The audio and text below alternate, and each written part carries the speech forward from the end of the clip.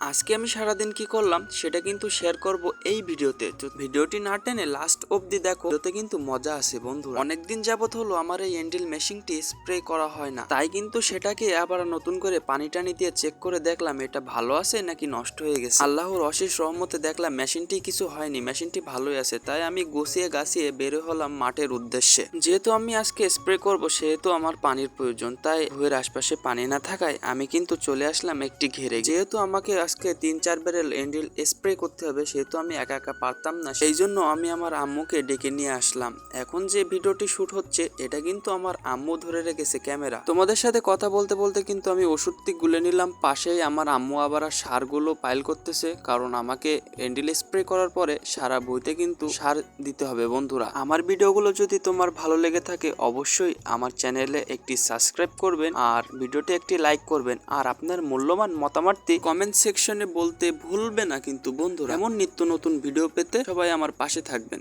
ধন্যবাদ সবাইকে।